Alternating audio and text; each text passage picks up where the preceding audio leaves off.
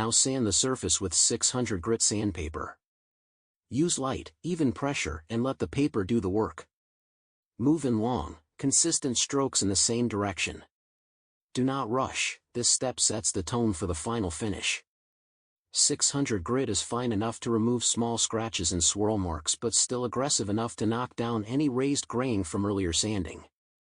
Check your work with your fingertips as you go. If you feel any roughness, keep sanding until the surface is uniformly smooth. When you are finished, wipe away all of the dust with a clean cloth or tack rag. The surface should feel glassy before you continue to the next step.